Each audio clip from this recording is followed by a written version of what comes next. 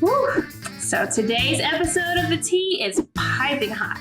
Today, we are counting down the top 7 dishes that aren't actually Southern. This may be our most controversial episode yet. We're tagging 7 living recipes to each dish. Let's get started, y'all.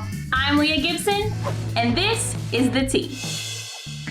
Coming in at number 5, pimento cheese. In the late 1800s, farmers in upstate New York began manufacturing Neufchâtel cheese, which became cream cheese. Around the same time that canned pimento peppers became popular in the US.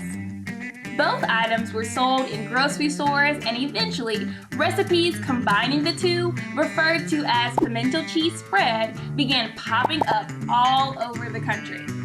By 1910, grocery stores began selling a commercialized jar version of pimento cheese that gained widespread popularity, primarily in the South. Pimento cheese is now known as the pate of the South because we've claimed it as our own, despite its secret northern roots. Don't tell anyone. Pimento cheese was kind of like my favorite tea party food as a kid. I was a little bougie. Have no fear, the link's right here. Try Southern Living's pimento cheese sausage balls. They'll change your life. Number 4, dressing. The dressing versus stuffing debate continues to be a hot topic. But first things first, is dressing actually Southern? Let's trace its origins. It begins with stuffing, which derives as far back as the Roman Empire. It was first recorded in 1800s America as a recipe in the Boston area. As this dish spreads across the country, Southerners adapted the Victorian verbiage of dressing instead of stuffing, which is what we call it today. The distinction between dressing and stuffing, besides the ever so obvious Mason-Dixon line, is that stuffing is cooked inside of the turkey, usually using white bread, while dressing is made with cornbread and cooked outside of the turkey. Although dressing might have technically derived from the North, the Southern version is different, so we're claiming it. South 2, North 0. If you want family fighting for a seat at your table this holiday season, here's a link to how we make authentic Southern dressing. Coming in at number 3, pound cake. It's a buttery, rich, cakey loaf that's named after the pound of each ingredient it's made from. Eggs, flour, sugar, and of course, butter. Butter.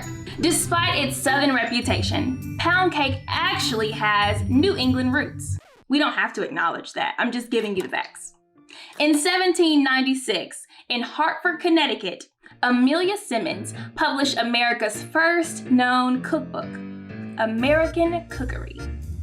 It included the recipe for pound cake. The inaugural version of this recipe has since been replicated, modified, and geographically personalized.